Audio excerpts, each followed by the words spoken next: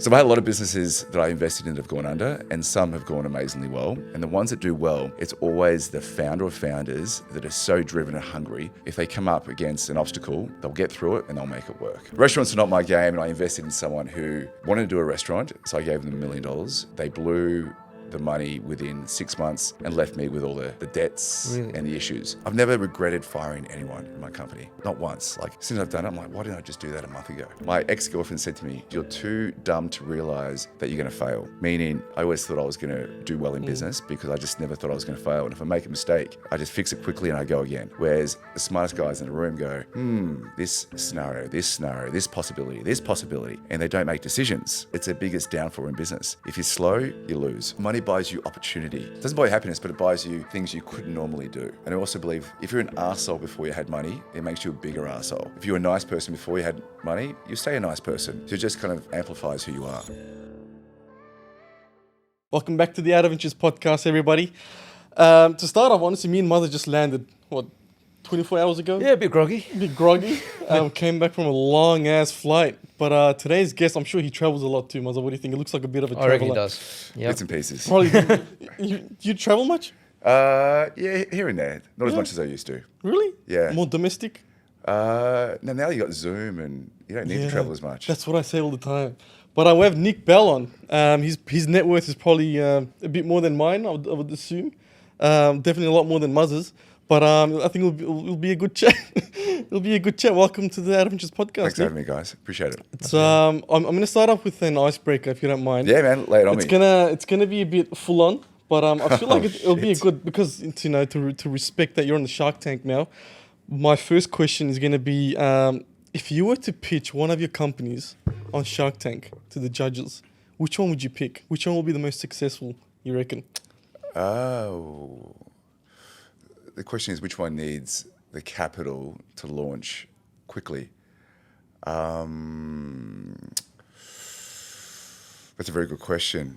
Probably Removify. And the reason being there's a lot of tech behind Removify. So the capital to start that business is quite intensive if you want to do it properly. So probably Removify. But the majority of all my businesses, you don't need capital to start them. Like Removify, we started with $20,000, which is not a huge amount of money to start a business. My agency, I started it with $300. So they're all service-based businesses with low entry in terms of capital. So probably none of them, to be honest. I don't like bringing on partners. Okay. Yeah, I don't like having partners. I don't have to like answering people. I just want to do it myself. Right. So probably none. Yeah, probably none. You don't like partners because you don't like answering to people, or? Some partners are great, and some partners may hold you back. And I just want to do my thing and just let me go. Right. And don't get me wrong, I've got business partners who are fantastic, and they run the business full time. But if we run it together, we probably won't be friends anymore because we'll run it very differently. So if I'm going to do a business, then I just want to do it by myself. And if they're going to run the business, I'll invest money with them, and then they can run it. But we won't do it together. There's actually something I want to discuss with you around that notion of a solopreneur versus somebody who does things in partnership. Yeah. And there are probably arguments to the fact that, being on your own can be more draining, more taxing. It can be harder because you need to be self-motivated, driven, energized, and continue to push yourself along. So it has to be a lot more intrinsic rather than having somebody else who can sort of take a bit of the heat for a little bit. And so do you feel that there's a space for maybe certain personalities that might be more amenable to working together? When people ask me, why do you do what you do? I compete with myself, not with my competitors. So if I get up late and I'm being lazy, I'm like, Nick, stop being bloody lazy. Get up, get to the office, do your work. And when the business is big enough, then I can hire a general manager or managers to run the company. But when you've got partners, and if it's the wrong partner, trying to get decisions through is quite challenging. Are you guys partners in the business? I'm a partner with his father. Yeah. Okay, so you guys are partners. And sometimes it's amazing, sometimes it's challenging because you've got difference of opinions. And sometimes I just can't be bothered dealing with a difference of opinion. Just let me do my thing. And if it works, amazing. If it doesn't, I'll stop and I'll fix it quickly. When you've got partners, sometimes they can slow you down. So you just got to find the right balance. That's all it is. Obviously, being on the Shark Tank, you're going to become a partner with the person you invest in. Correct, but I'm not running the business. Right. Okay. So I'll give you the capital, I'll mentor Yeah. you, I'll give you introductions, but you're going to run the company. That's the key. Right. I'm not going to do your job for you. Wouldn't that bother you though? Because you're investing as an investor, mate, right? If And you- then what if they just burn it all? Oh, the amount of investments I've done and they've just burnt my cash. Yeah. It it drives me cocoa bananas. Yeah. And so I'm like, mate, if I invest in you, we have a partnership. Like there's an agreement in place that you'll do everything you can to see this business succeed. And when I see them taking 6 weeks off and going to the Hawaii, hanging out, and it's a startup business, I'm like, come on, the business is going to tank. So I've had a lot of businesses that I invested in that have gone under, and some have gone amazingly well. And the ones that do well, it's always the founder or founders that are so driven and hungry. If they come up against an obstacle, they'll get through it and they'll make it work. You just got to have the hunger in business, as you guys know. Hunger, IQ, and most importantly, EQ. Read the room. If you can read the room and talk to people, you can almost do any business. Yeah. I'm quite interested to know which was the worst investment you've Oh done. man, I've done some shockers. I invested in a casino in Nepal, and gambling is Wow. and All gambling is illegal in Nepal. Yeah. But the theory there you was, go. the theory was though, people would cross the border from India to gamble in Nepal. But the founder of that casino was based in Hong Kong, so he wasn't even on the ground. So he was trying to run the company from Hong Kong. Disaster. I've done restaurants. I've done some shockers. I try not to think about them. Yeah, restaurants are not my game, and I invested in someone who wanted to do a restaurant, so I gave them $1 million, and they blew the money within 6 months and left me with all the debts Really? and the issues. Yeah, it was just an absolute disaster. Is that a sector-based thing to say, look, you know what, hospitality / entertainment doesn't work too well, whereas other businesses, let's say, what you've done so successfully in the past, online digital marketing, maybe financial services, Yep. service-based businesses of that nature, do work better? Yeah, I think I tend to stick to what I know these days. And there's a rinse and repeat formula, especially in service-based businesses. If it's lead gen, if it's marketing, I can bring the business in. Delivery, I can do that as well. When I'm out of my comfort zone, so bricks and mortar businesses, it's a lot harder because I don't know the space. So you have to learn it. With service-based businesses, whether it's marketing, outsourcing, Removify, which is content removal, it's the same formula for each business, but just a little bit different. So it's quite easy. Yeah, when you do casinos or restaurants, completely different ball game.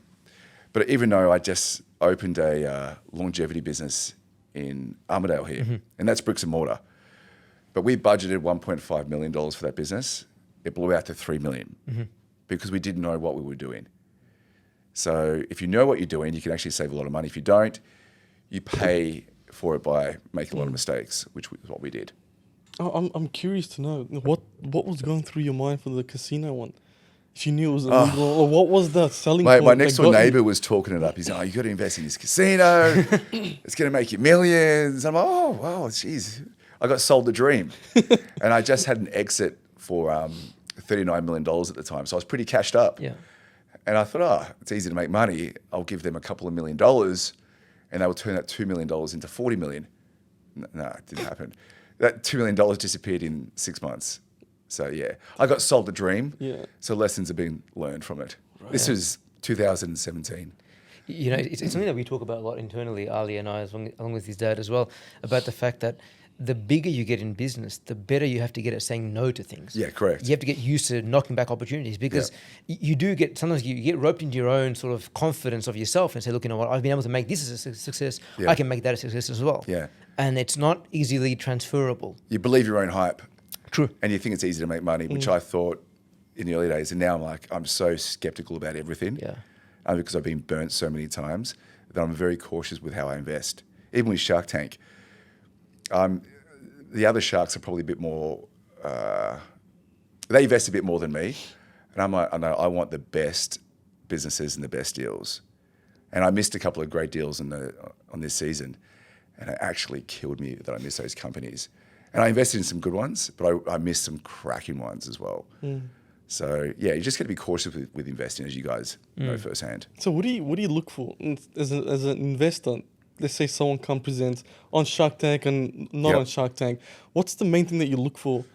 Is it the people? Is it the product? Well, people number Combination. one. It's always the founder or founders.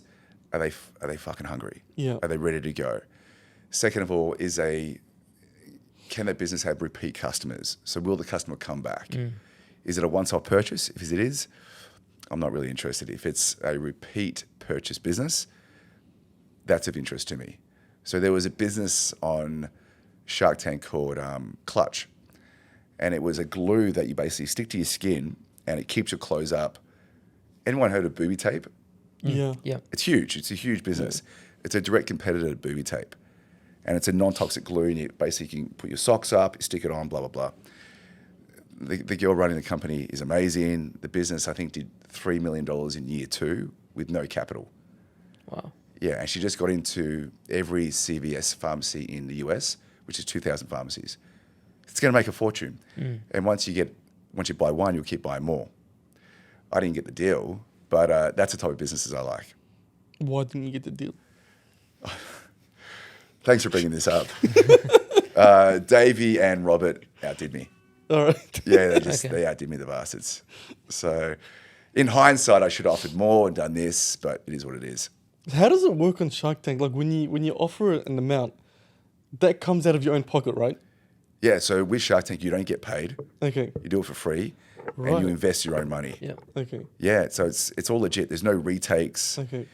What you see is what you get. But each pitch does go for an hour and a half, whereas on the TV, you only see 7 minutes. Yeah. So it is edited and cut. But it's all legit, and you got to invest your own money. But after the deal is done on TV, you then do due diligence. And that could take 6 to 8 weeks, and you go through the financials, make sure what they said is correct, and if it all looks good, you invest. I always thought that process occurred before the pitch happened to you guys. So No. So they don't vet it beforehand. They are vetted, Yeah. but not into the detail that we would Okay. go with Sharks, because if they want $500,000, it's a lot of money. So you want to do extreme due diligence on their business. Yeah, that was gonna be my question. Like, can you, let's say you agree on TV, and then behind the doors it's tin can. Can you pull out from it? Yeah, definitely. Because at the end of the can. day, it's your money. Right. I'm not going to give you $500,000, even though I've agreed to it, but you've said one thing, but you've delivered something else. Yeah. So yeah, you can do what you want. 'Cause But in theory, if you've agreed to the deal, you want to do the deal. Yeah. Yeah. And I feel like Shark Tank's like a great opportunity to advertise the business Oh, as massive. well. You're, I feel like Yeah, a lot on of people will TV, come the just to coverage. advertise it. Yeah, yeah. It's Yeah, no, we pretty- win clients from Shark Tank, Yeah, I could which imagine. I didn't expect, but we won, some great clients from Shark Yeah, Tank. I So can there is a lot of benefit to do in the show. But I just loved doing Shark Tank. It was right up my alley. Oh, fair enough. And how do they pick the judges?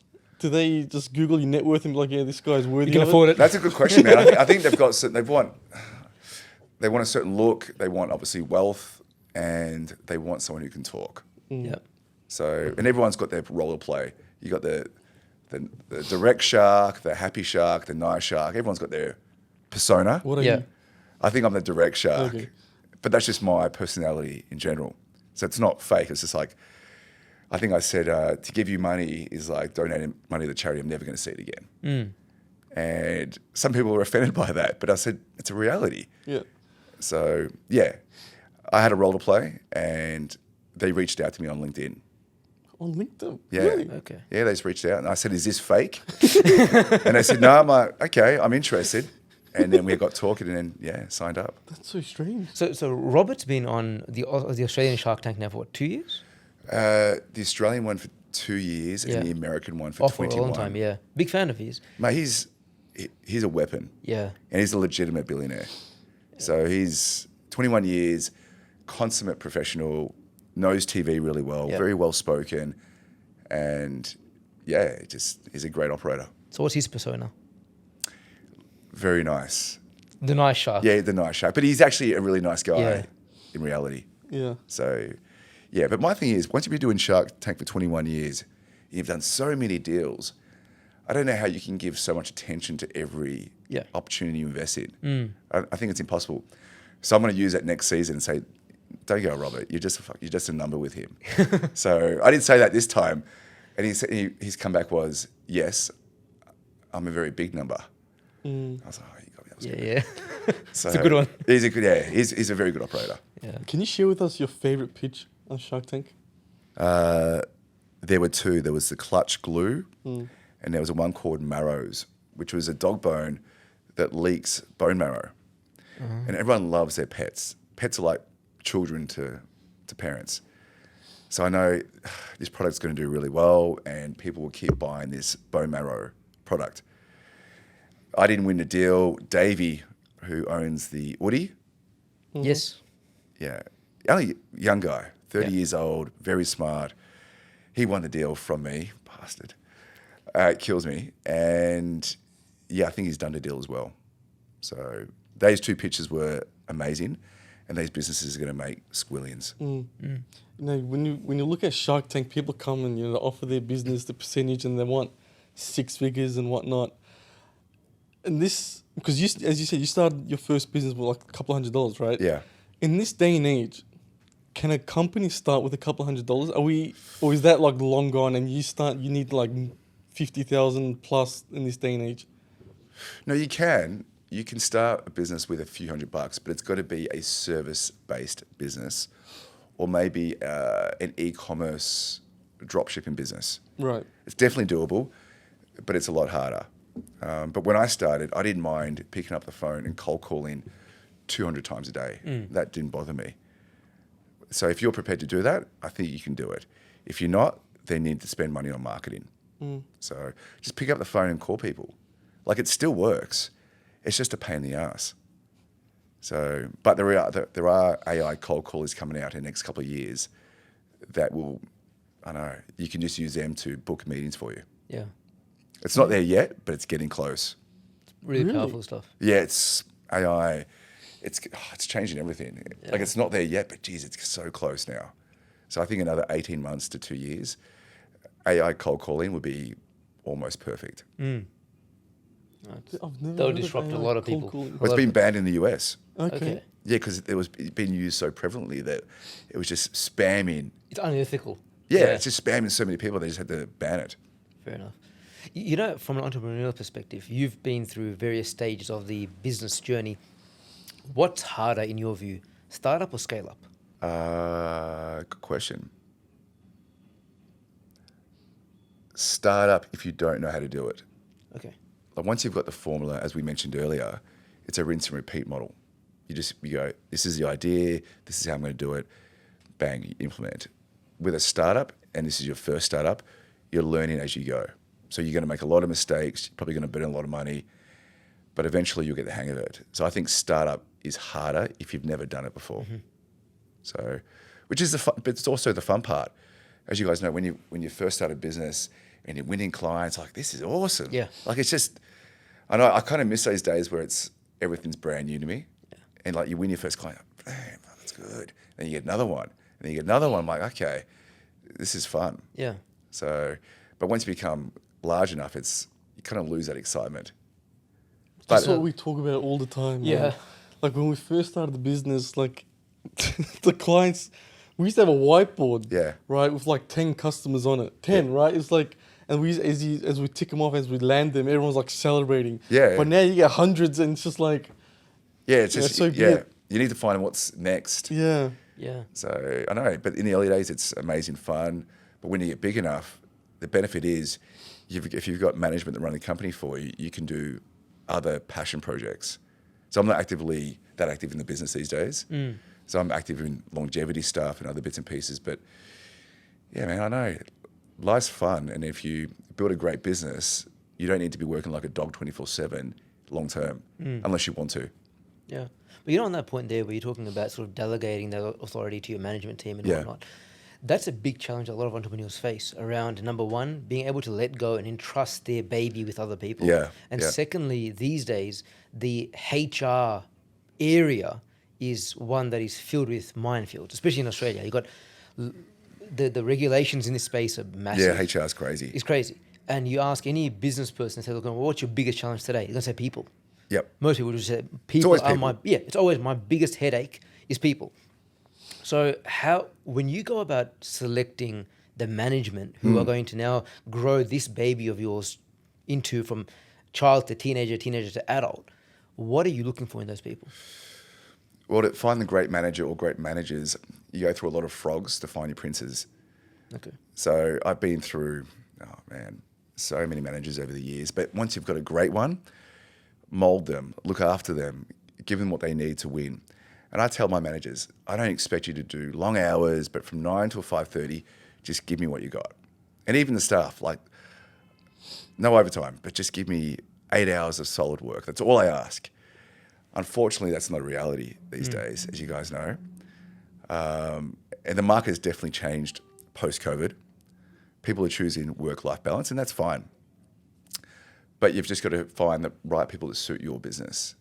And if they don't suit, I exit them fairly quickly because it's like a cancer within your company. The wrong person just spreads negativity and then infects other people. It's the worst thing you can have. So exit them and really look after your managers and give them trust. I think in the early days, I probably micromanaged my managers. And I don't think that's a bad thing. I'll tell you why. I think you've got to train them the way you want them. So it's almost micromanaging initially, and once they're trained, you can step away. I'm not saying micromanage them for 5 years, but for the first 6 to 12 months, really hold their hand and give them in-depth training, as I did. So now I've got managers around the company, even though I watch everything and I'm quite active, they do the day-to-day stuff. But if I see something out of place, I'm like, hey, what's going on here? Or if I hear a phone call in the office that doesn't sound good, I jump on. Like, I'm still quite active, but yeah, just gotta let them do their thing. But like, you can't have a team of A players. It's not possible. You have A players, you may have 70% B players and maybe 10% C players. D players, get rid of them. Okay. Yeah, like just cut them loose. Yeah, I've never regretted firing anyone in my company. Like, not once. Like, since I've done it, I'm like, why didn't I just do that a month ago? Yeah. I would agree with that, Yeah, to be honest. 100%. Yeah, like, when You have you regret regretted not firing them sooner. When have you regretted firing someone? Never. Yeah. I should have done that months ago. Why didn't I do it? Yeah, so, mate, So people... why don't you fire people quicker? Because I'm like, let's give them a second chance. They can turn it around. And 90% of the time, they don't. It's like, I'm just wasting your time. I'm wasting my time. Let's just wrap this up. Yeah. So sometimes I say, look, I'll give you $5,000 or $10,000 just to exit the business. Or if you don't want that, I can put you on a PIP, which is a performance improvement plan, and we're probably going to exit you anyway. Yeah. What are you going to take? So, and sometimes they always take the money. Just, I don't know, man, just bad people just corrupt your company. And good people are like pieces of gold. Treat them like royalty and they'll make you millions. You know, I'm sure Ali can relate to this as well. We've met, business people, entrepreneurs over their journey who, even though they see that somebody's bad for them, but because they were involved in hiring that person, their ego doesn't allow them to let go because they look, letting them go means that I made a mistake. I don't give a shit about ego. I don't care about any of that stuff. I'm like, is this hurting my back pocket? Yeah. That's what I care about. And is it hurting my colleagues? If it is, get rid of them. Now, ego is the worst thing you can have as an entrepreneur. Like, letting that dictate decisions is the worst thing you can have, and I never cared about that. I know that I'm always one of the dumbest guys in the room, so I'm always asking questions to people like, oh, how do you do this? How does this work? How can I achieve this? That kind of stuff. That's how you learn and thrive. When you think you know everything, it's the worst thing because you think about all the different scenarios and then you're slow to make decisions. So my ex-girlfriend said to me, she goes, you're too dumb to realize that you're going to fail. Meaning, I always thought I was going to do well in business because I just never thought I was going to fail. And if I make a mistake, I just fix it quickly and I go again. Whereas the smartest guys in the room go, this scenario, this possibility. And they don't make decisions. Yes, you have guys like Elon Musk that are the smartest guy in the room and do make quick decisions, but most guys, they're too slow. And it's the biggest downfall in business. If you're slow, you lose. We were just talking about that right before the podcast. There you go. We're upstairs and we're like, we need to make quick decisions. decisive. Mate, you got to be decisive. Like, It's straight to the point. number one in business for me. That's how I made my money. Not because I'm smart or I can read the room, because I'm very quick in business. That's all it was.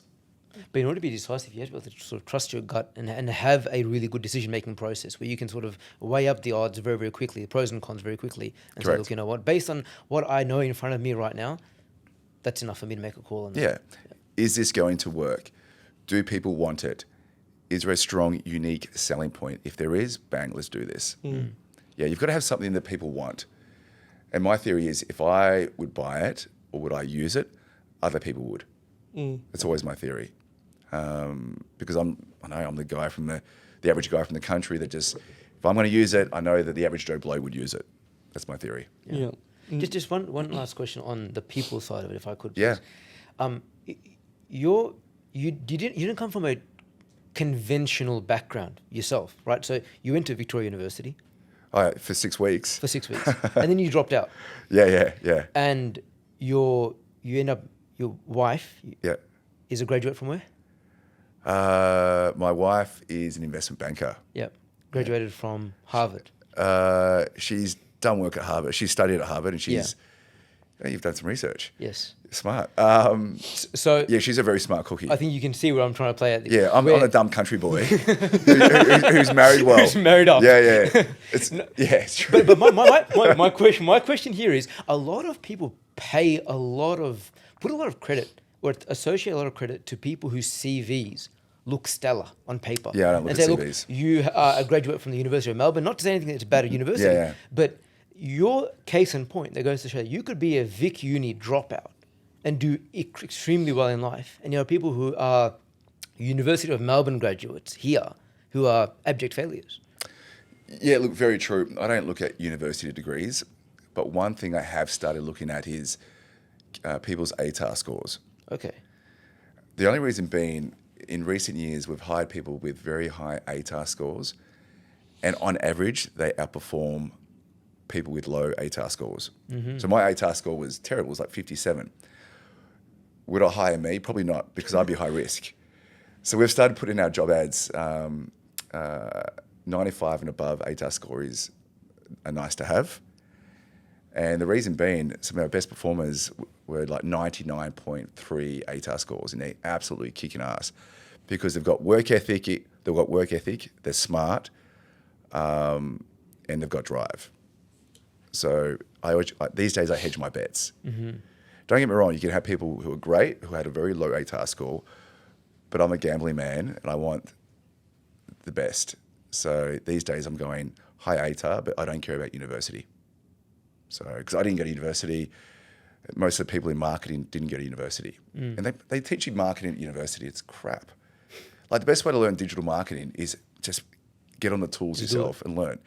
Don't go to university and do it. Well, my opinion is don't go to university and do it. Yeah. Get on the tools. Well, this guy's a great example of that for us. So There he's our CMO, manages the marketing of the entire group. Yeah, Degree in what? Economics and finance? Yeah, so I don't think you'll ever hire me because I don't have an ATAR score. I dropped out of year 11. Yeah, but you got experience though. Yeah. So if you don't have experience and you work at McDonald's, I'll look at your ATAR. Yeah, I'm talking about, if you've got experience at working at marketing companies, then that's of interest to me. But I just don't look at university degrees, ever. Yeah. And when I've hired people with MBAs who come from corporate, they've always tanked in my company. Okay. They move too slow. MBAs. Yeah, MBAs or corporate backgrounds. Just look at that. Don't go there. Would you look at that? You get an MBA? No, I don't. No, my dad is obsessed with people with MBAs. He's like, Ali, if you want to be CEO, you got to get an MBA. I'm like, why? Why? Like, no one cares about these I anymore. don't agree, man. I think all that's going to die. He's going to watch this. Okay. He's going to give it to my life. I don't agree. No, and like people with a corporate background, when I've hired them, the challenge with not all corporates, but a lot of corporates, you can hide in large companies. Yes. And you have a lot of meetings, it's a lot of talk. So you don't get anything done. Whereas in my companies, it's very short meetings. You go in with actionable items and this is the outcome of the meeting. Whereas in corporate, you might have a meeting for 2 hours. Yeah. No, we don't have any of that stuff in my business. Yeah. Because that's how you kill companies. 100%. It's the worst you can do. We've seen the same thing here as well. And we've actually found that the people who come from large corporate, let's say from banking backgrounds or Yeah. whatever it is, they're used to, as you said, they hide in amongst this big mass of people. But at the same time, they're used to having unlimited resources. Correct. So their strategy is usually built around multi-million-dollar programs. Or they can hand the ball off to someone Yeah. else because there's so many layers of management. Or just hire consultants. Oh, mate, let's just outsource to a consultant. Yeah. The consulting company will tell us what to do. I was Yeah, like, yeah. "Mate, I don't have It's millions to throw at because they've got consultants." so much cash. Exactly. It blows my mind. Yeah. Yeah, I know. And then it ruins their, I guess, managerial ability. Their strategic mind just gets ruined by that. Their sport like that, Yeah. and they come to any environment and say, "Look, you know what? Okay, well, that's how we're used to doing things." I Yeah. say, "Mate, not here." So when they join your business, you almost have to retrain them. Yes. Which takes time. It takes 6 months to retrain people. So it's just not worth it sometimes. Yeah. When I get someone who's young, hungry, smart, that can read the room, I can train them in a month and they can generally do well. Yeah, the older dogs who've come from corporate, it's a lot harder. Yeah. A lot harder. So- They love their meetings, man. Oh yeah. Yeah. We hired managers late last year. They're not here anymore, but man, we were paying them They're just not to have here anymore. meetings. There Yeah, you yeah. go. We were paying them so much For money meetings. just for meetings. Yeah. Yeah. Meetings. They had a fetish for it. No, you're seeing the converted over here. Yeah. I hired a guy from corporate, was running meetings all day in my business. He was the GM of the company at the time, and it was just an absolute mess. The business almost went under. Sacked him. I took over again, cut out all the meetings. The business turned around. Not because I was better, because I just didn't waste time in a room talking about nothing. Yeah. Yeah. That's all it is. No, I like that. Yeah, it drives me mental. It's Dad listening. Focus on productivity. Man. Yeah, man, just get shit done. Yeah. That's all you got to do. Simple. Nick, have you ever been broke Yeah, man, in my 20s. in your 20s? Yeah, from 23 to 28. 23, When I 28. started a skincare business that didn't make any money for 5 years. So, yeah. Was it a proper business? Was it like a drop shipping, white label No, business? it was a proper e-commerce business. So we were Okay. developing the products Okay. and then posting the product out. But man, for 5 years, it was like living on maxing my credit cards out, and the business was paying myself $100 a week. Right. Okay. Yeah. And my business partner, she was getting paid $100 a week. And then after 5 years, I said, look, this is, Enough is enough. I've got to make some cash. Yeah. So it's either, do I go get a job again in sales, in recruitment, or do I start a side hustle, which was selling digital marketing? And then I started the digital marketing business from my bedroom. And you self-taught, right, on that? Yeah. Because we yeah. spoke Well, about it initially, before. I was cold calling, winning the clients, and then I would outsource the work overseas. And then once I got enough money, I started hiring people locally. Right. Yeah. So that business cost me nothing to set up, like $280 or something. Yeah. Nothing. It reminds me of Sabri because he had a very similar Kong. story. Yeah, King Kong. Yeah. You're friends with him? No, I don't know him. No. You don't know him? No. Okay. No, but I replaced him on Shark Tank. You Yes. replaced him on It Shark was a bit Tank? controversial. Yeah. No way. I don't know why, but yeah, something happened. It's very controversial. I don't know why. Oh, no, I didn't know that part. That's crazy. Yeah, but I've never met the guy personally. Damn. He probably Sorry. hates you. Hey, I got respect for him. He's done well. Yeah. But yeah, man. So you go from being broke in the skincare business, WME kicks off, and you make a lot of money out of it. So you end up selling the business Yeah. so it's a private sale. Why did you go for private sale over IPO? I was too inexperienced with IPOs. I didn't know anything about it. Okay. And I was approached to sell the business, and the deal was, here's the money, and you walk away. That's a great deal, because I didn't want to be tied to anyone for 3 years or 5 years. So I had another offer on the table for 120 plus million. I won't mention the company, but they said, we'll give you this amount of money, but for 3 years. Mm-hmm. I said, no, I don't want to do that. I want to go do other stuff. So I got paid 39 million to walk away, which is very rare with a service-based business, Yeah. because they want to lock you in for at least 3 years. And I said, here's the keys. I tapped out. Yeah, it was great. And then I was going to take a year off. I lasted 2 weeks, and then I started Removify. Okay. That cost you 20 grand 20 grand. to start up. Yeah, and that business pumps now. It's because it's an endless pit of negative content that needs to be removed. So every day, and we've got systems that just, yeah.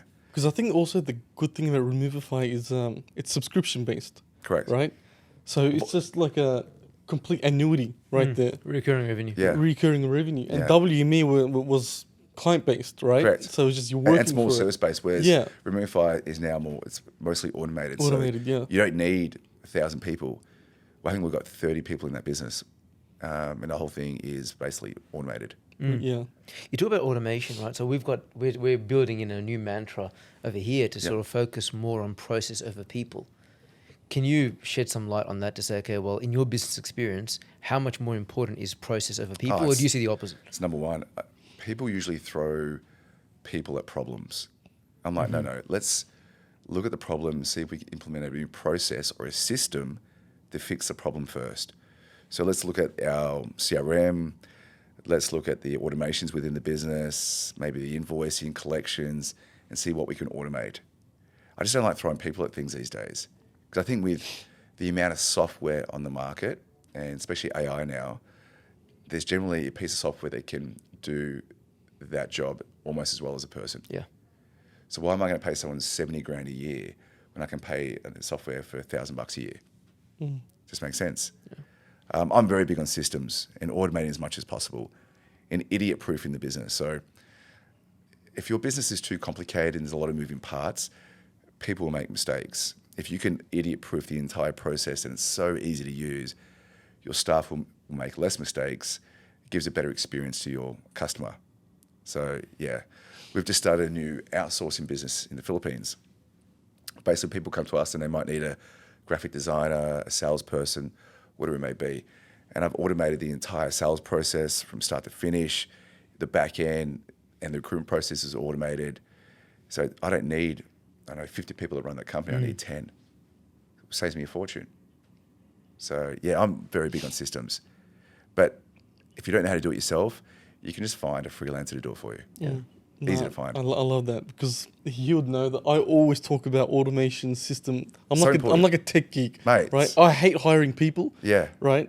Obviously, you do need people here and there, but softwares, the right ones. The right ones. Right, the right one. That's a big one because there are softwares out there that are crazy expensive. Yeah. And if you don't know tech, they will rot you, and they could bring down a business to their knees. Oh, some of the software out there, I'm like, I know it costs you bugger all, Yeah. but you're going to charge me X amount. I'm like, no. And there's always a better alternative that's cheaper. Just got to do a little digging sometimes. That's all it is. Yeah. Like HubSpot, it's expensive. We use it because we're so ingrained within HubSpot now. Kills me. But there are systems out there that are a fraction of the price that do just as well or just as much as HubSpot. Really? Yeah, man. I have a HubSpot feed. I love HubSpot. Big fan. Big fan. I love it. It's overpriced for what it is. Really? I think it is, yeah. What's better out there? what's I have to know now. This is personal advice now. Yeah, We'll take it offline. Take it offline. Okay. All right. Ali, you've been misleading us all these years. No, I use HubSpot. It's great software. I just think it's overpriced. Okay. Yeah. Then you'd think Salesforce is probably Mate. worse. Oh, I don't use Salesforce. It's that one's crazy expensive. Yeah. Nah, man. Jeez. That's why he's one of the richest men in the world. Is it Larry Ellison? Yeah. Is it? Yeah, he's one of the richest men in the world. Salesforce. And that rips Yeah. off. Like I said, it's people, good software. It's pricey. Yeah. Yeah, look at Go High Level. You reckon? I was looking at that a couple of weeks ago. Zoho, Pipedrive. Zoho's good. Yeah, Pipedrive. Zoho's good. Man, there's so many more affordable options out there. Okay. But like I said, we use HubSpot. Yeah. HubSpot's good. But Nick, I'm gonna ask you a question, man. You sold your company for 39 million, right? And when I think of that, I think of the tax debt on that. Yeah, right. 25%. In Australia, Yeah. tax is unbearable, man. It kills you. Just got to do it. How was that? Like when you went and paid millions of dollars to the tax man, how'd you feel about that? Oh man, we pay that much money every year now because of our own businesses. Like I said, I'm all for paying taxes because I don't want to wind up in jail. Yeah. So to me, it's like it is what it is. You want to minimise your tax. You just don't want to pay too much. Yeah. So when we sold the business, you got to pay the 25% capital gains tax. It is what it is. But at least you can delay it for a year. Okay. So if you sell your business in August, you can pay it the next financial year, which is fine. So you can make a bit of money on that tax for the next 12 months. It is what it is, man. You got to pay your tax. Doesn't bother me. So no funky strategies out of the Caymans or some other offshore. Nah. Straight back. Straight back, which is probably not the smartest idea, but I know I just want to sleep peacefully at night. Yeah. So remember the guys who got done in Panama? Yep. Yeah, I'm like, nah, I couldn't sleep if that was me. Yeah. So I pay my taxes. Damn, man. Oh, I wouldn't be able to do it. I wouldn't be able to do it. Oh, tax bothers me, But you man. can go like Isle of Man, Vanuatu, Cayman Islands. Yeah. It's so unfair, man. And the way they treat you is like criminal, man, to pay that thing up. But look, if you go to California now, we started a business in California. The taxes were crazy high in California. Now with the new administration coming in, that may change, but who knows? You've been a broke man and you're a rich man. Does money buy happiness? Money buys you opportunity. Yeah. It doesn't buy you happiness, but it buys you things you couldn't normally do. And I also believe if you're an arsehole before you had money, it makes you a bigger arsehole. If you were a nice person before you had money, you stay a nice person. So it just kind of amplifies who you are. But just the opportunities it's given me over the years. Right. And people I've met through the resources I have. Mate, money's fun. Yeah. It's fun, I'm not going to lie. But it doesn't buy happiness. Or maybe it can. Nah, it's just opportunity. So, and the fact that for example, if I stop working today, I could, but I don't want to because I like working, but I might take a year off and just go, I don't know, travel the world. I don't have to ask my boss for annual leave. Sorry, Steve-O. But like I said, it buys you opportunity. Yeah. You know, a lot of particularly younger entrepreneurs who are part of this newer generation, they're not as, I guess, I wouldn't say all of them, but many of them aren't as ruthless as maybe entrepreneurs of previous generations who were just so hungry and hell-bent on achieving whatever they wanted to achieve that they were willing to make any sacrifice for that. So they weren't worried that much about mental health. They weren't worried about work-life balance. Yeah, all that. They're like, the you know world's what? changed. Yeah. Like the old Kerry Packer days. Remember Yes. like 80s and 90s where it's like banging the table, ruthless. These days are done. But there are a lot of young people making a lot of money right now, especially in tech. You know about the guys who own stake.com? Yes. They're Crazy. They're making crazy cash, like an obscene amount of money. Yeah. It's basically online, through the UFC, online gambling. They're only like 27-year-old guys. So there are young people making a lot of money, but there are also people going, mental health and 9 till 5:30. When I started, I didn't think about any of that. I was just like 7 till midnight because I wanted to build a business. Yeah. And money was just a nice byproduct of that. But I enjoyed the process of building companies. It's fun. When you get wins on the board, as you guys know, it's like, fuck yeah, this is awesome. And then you get addicted to the feeling of winning. I know, you just want to win in business. Because the whole thing's a game. Whoever plays a game the best generally wins. It's a game. So it's all, chess moves. But there are a lot of young guys making a lot of money. But there's a lot of people who are choosing lifestyle over career, and that's fine. But just know that you're never going to make serious money by doing that. Yeah, exactly. Because our attitude from the start has been that, look, if you're willing to outwork your competition, you're willing to outsmart your competition, you'll always dominate. You always dominate. You'll be fine. Just outwork them, outsmart them, be better at certain things, and you'll always smash them. Yeah. So, but man, there's some crazy money being made at the moment. There's a guy in Perth who's an online gambling guy. I heard he's making billions a year. Like, I just can't even fathom that kind of money. So when you think you're doing well, just know there's always someone doing better. Yeah, There's always someone doing biggest shark better. out Yeah, there, there man. is. Yeah. Just a whale shark just Yeah. humming along Then somewhere. chop you down at the knees. Do you want to get to that billionaire status? Do you chase the money now, or do you just are you enjoying it? I chase the process in the game still. Right. Like I really enjoy starting new businesses. So when I get to a certain level, I like to hand it over to operations and go, you run it. I like taking the idea and turning that into a business and then seeing the business grow. That's my passion. So I'm working on a couple of new things at the moment because I just enjoy the process. Do I want to get to $1 billion? Absolutely, why not? It's fun. And people go, I couldn't spend $1 billion, mate. I could spend $1 billion. Yeah. If I give me $1 billion, I could easily spend that. On what? What would you buy? Tell us. It's one thing I definitely would. I hate flying commercial. I fly private jets internationally. People go, what? I'm like, private jets are way better. Yeah. And everyone says they're not. I'm like, mate, you're crazy. So I definitely do private jets everywhere. So I do them in Australia, but overseas, to fly to the US, it's like 400 grand. No one can justify that. Unless you're a multi-billionaire, then you could justify it. Yeah. Which I'm not. 400 grand. Yeah, to the US. Have you ever tried? No. Like, piggyback on My someone wife would else? kill me. She would literally divorce me in a heartbeat. 400. Because she's very smart with money. I'm like, she's very frugal, as you should be. Yin and yang. I think there's always a strong woman behind a strong man, and vice versa. You need a strong partner. It's critical for your own success. Do you spend much time with your family? Lots. Yeah, lots. More these days, but I need to get my head back in the game a bit more. So I'm probably spending too much time at home, which is not a bad thing, but it does impact business. And I want to get back into the game properly again. And are you present when you're there with your family? Or is your mind? Oh, Because me and Muzza, like myself, my mind's always like. nah, that's, You're always somewhere I think else. we're always. I think we're the same. Yeah. We're at home, but are we present? Probably not. Like I'm on my phone often, checking emails, Yeah. replying to emails, making calls, and it's not good for the kids to see. I've got 3 daughters. It's not good for my daughters to see. Yeah. So I'm working on it.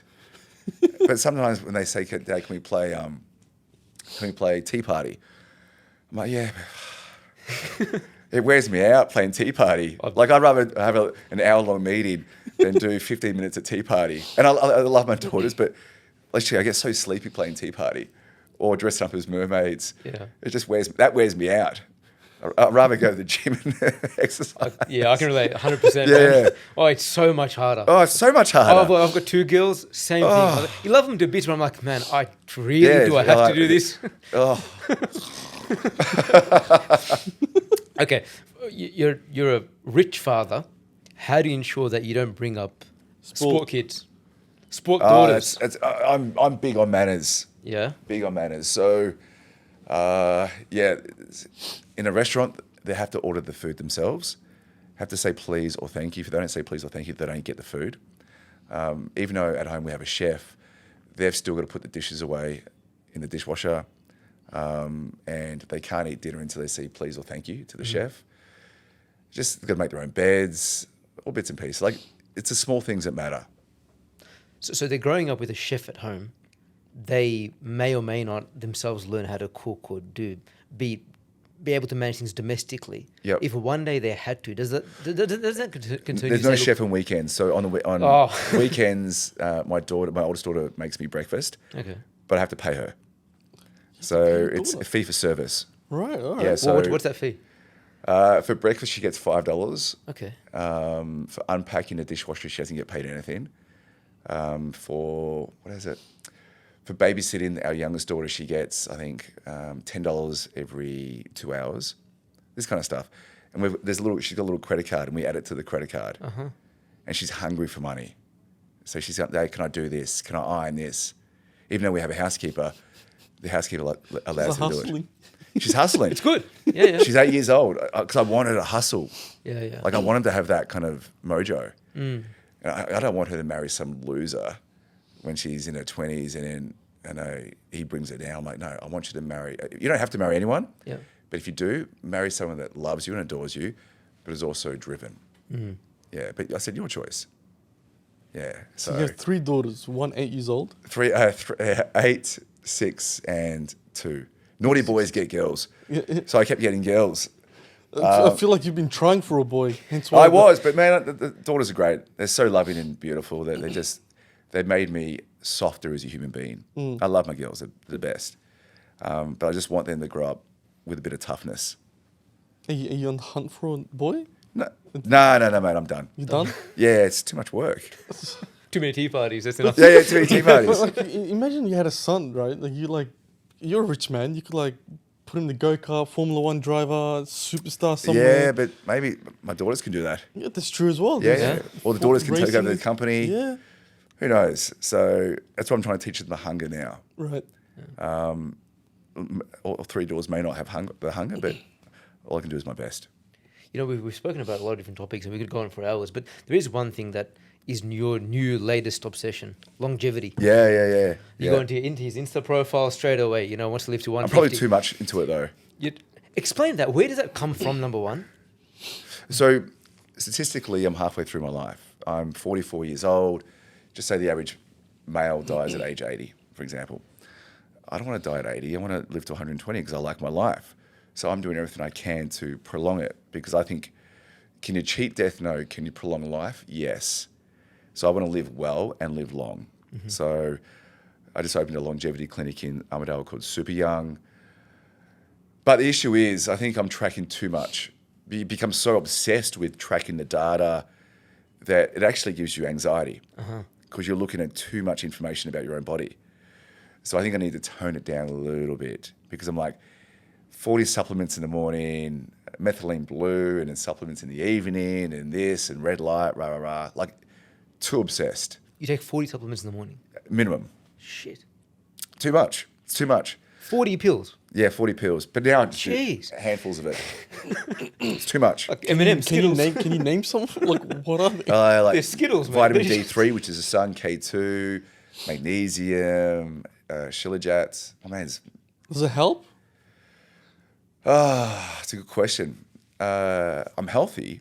Yeah, he doesn't look 42. No, you Yeah, look very but, young. You look younger than me.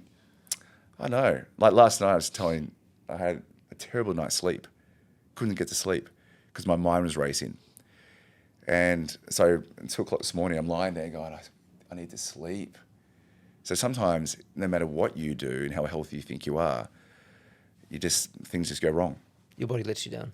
Yeah, your body lets you down. So I got to bed at 2, woke up at 5. I'm like, oh man, got this podcast today. Yeah. I've got to be on for this.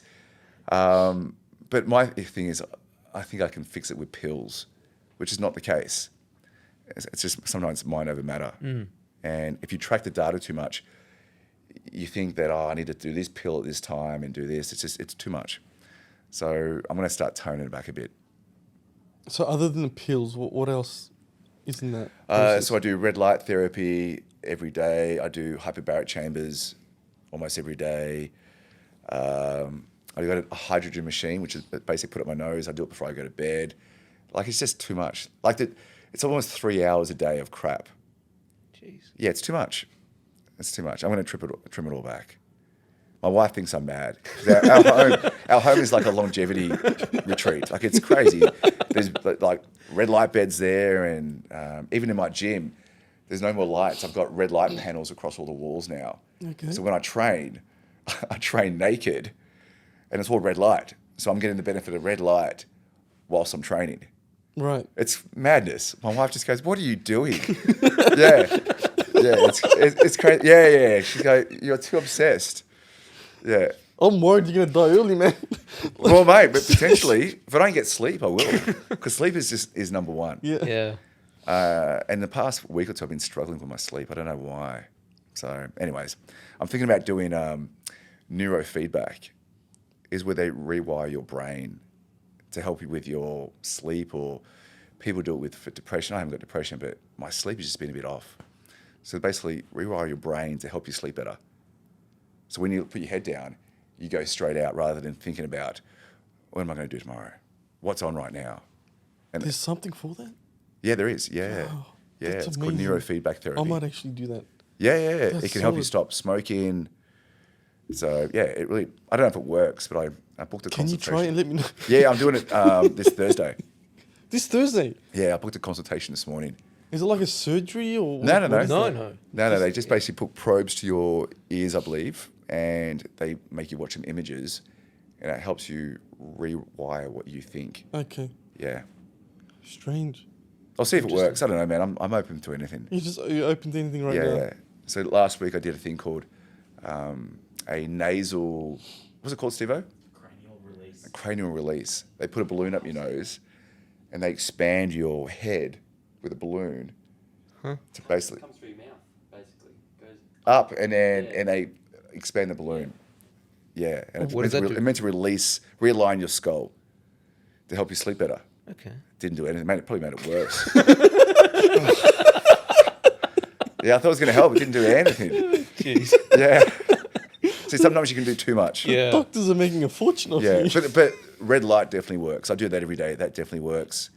And I am big on supplements, but the right type of supplements, like D3. Do you get much sun? No. I can tell because you're quite pale. No offense. Quite pale. So you probably need vitamin D3. I need a lot of things, man. Yeah, but like D3 is critical for healing. Like we all need Yeah. it. But you need that with K2 so you don't get calcification in the arteries. Okay. That kind of stuff. You should get D3. Well, whatever pills you take works. You look very, very healthy. All you need is magnesium, D3, K2. I take lysine for health and berberine. So when I have a meal, berberine helps release the blood glucose in the body. It's kind of that kind of stuff, man. Strange. Yeah. What do you take? I take nothing. You don't take any supplements. If your Bits diet's and good, pieces. But You look very my question to you is then, okay, if you take, how do you know which supplements to trust and which not, what not to I trust? measure it. So then I take a supplement, I add it to the mix, and I look at my blood work before and after. Yeah, so I Okay. measure the blood work. And if it's had a negative effect, then I drop it out. So how frequently do you get blood tests? Every 3 months. Okay. Yeah, it's quite easy. Just go, don't have a look. But I'm probably going to move that to every 6 months. Like Brian Johnson, you know Brian Johnson, the guy in the US Yeah. who measures everything. Mm. He's 10 layers above me. But it works for him. But with me, it's probably, I know, it gives me anxiety when I measure too much. I need to trim it back.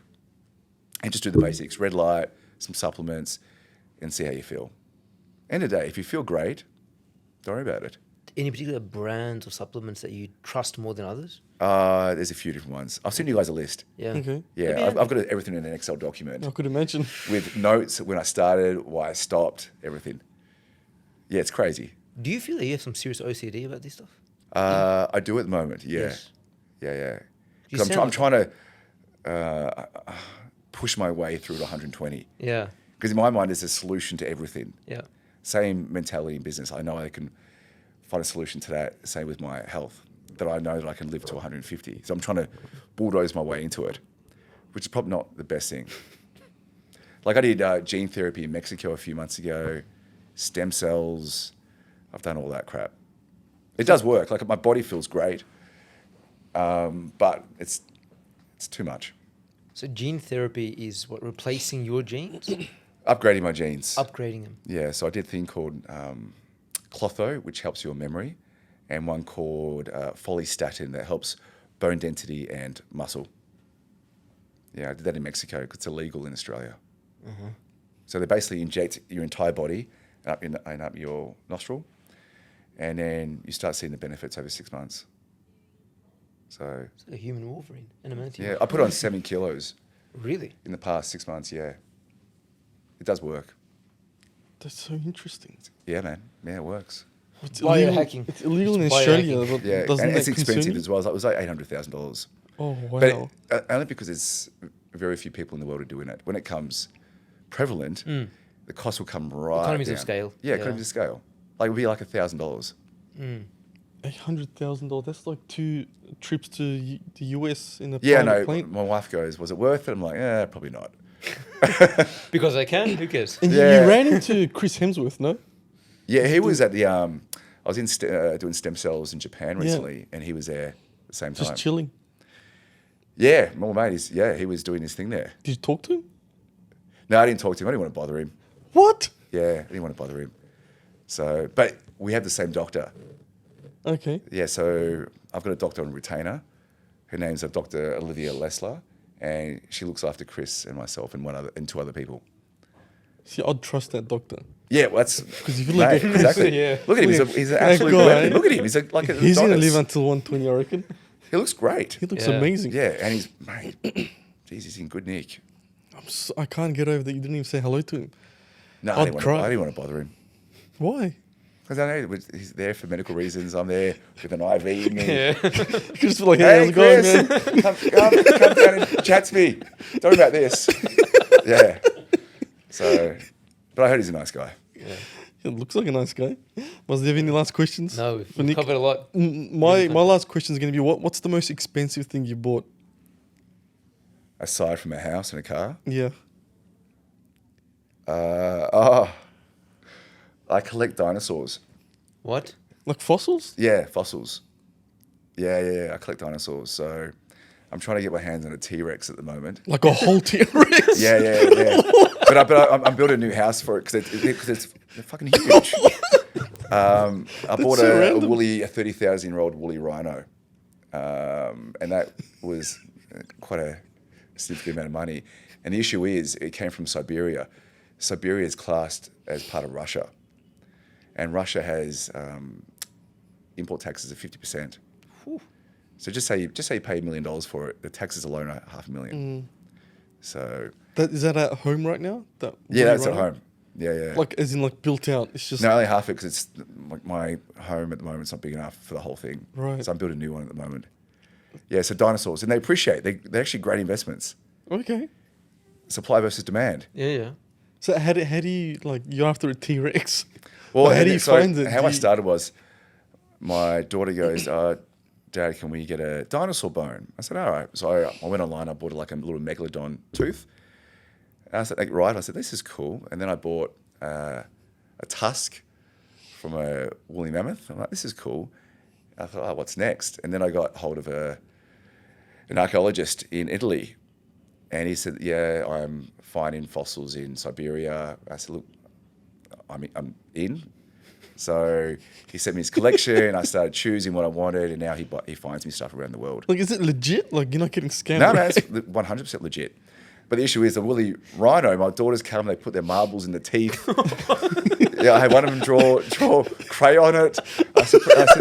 I said, don't crayon on the woolly rhino. So yeah, they're legit, 100% legit. That's amazing. Yeah, it's cool. It's so Why would random. anyone do Yeah, this? it's like my kind of my hobby. It's gonna be a museum in your house, man. Yeah, but mate, it's a great investment. Oh wow. Yeah, dinosaurs. The T-Rex. How close are you to finding one? Very close. There's a private collector who wants to get rid of it, so I'm negotiating at the moment. Oh, right, that close. So Yeah. that guy has a fully fledged. Yeah, and he's hit some financial troubles. So Just take advantage good of time it. to pounce. Bang! Give me that T-Rex. Deal of the century. Got a T-Rex. Yeah. So you're getting a house built? Did you say? I'm building a new farmhouse, Right. and it's going to have very high ceilings. Yeah, So I can put the T-Rex in there. Yeah. that's amazing. That's Oh, actually amazing. Who said money can't buy happiness? That's Wake up every Buys you morning. opportunity. Yeah. Buys you That's cool shit. happiness right Yeah. Buys there. you- That is happiness, honestly. That's Nick, awesome. that what a way to end the pod. We should start off with that, man. You couldn't find that? Come on. Oh, I did. It's not on public record anywhere, man. The guy's buying a T-Rex. That's legal here, right? Yeah, of course. Because Yeah. you have a few illegal things going on in your life. Oh, I think it's legal. Yeah, I think it is. Private collector. All right, there you go, Nick. Well, I hope the T-Rex hunt goes well. Thanks, you man. land Appreciate it, and fits in your new house with the high ceiling. And and I wish you the best, man. Like, thank you so much for coming on the pod and No, sharing your thanks for having story. And there's a couple of things I had no idea about, but it helps us too because I guess we're in business, so it's always good to discuss with another successful entrepreneur like yourself and getting your advice and you agree with some things that we agree with, so we feel better about ourselves now. So we're on the We've right got the same track. CRM system We've as got well, the so- same There you go, CRM yeah. system, We're in so sync. that works. That made you a millionaire. Might make us a millionaire. But I'm in a no lie. The first thing I'm doing is looking up fossils after this. Yeah, look at fossils. I'm quite interested. Yeah, mate. Because great Dad loves investment. dinosaurs, Yeah. so he might actually start hunting There you those go. down as well. Yeah. Might actually like outbid you. Oh, I'm Bidding not, war, here I'm we not going go. to tell the guy I use then. Put just a head over Yeah. there. But look, Nick, I wish you all the success. Thanks, and man. Appreciate hope it. Shark Tank goes well. Get some great investments. Hopefully, you could outbid the other fellas and Working on it. get some good stuff there. But honestly, I feel like if anyone comes to Shark Tank with some magnesium business or something, Any- they might, anything he health might related, actually. come to me. Yeah, Yeah. I think you're the man to go to. But yeah, look, thank you so much for coming on. Wish you the best, and hope you guys enjoy the podcast. If you guys did, give us a like, comment, subscribe, helps us a lot. And see you guys in the next one.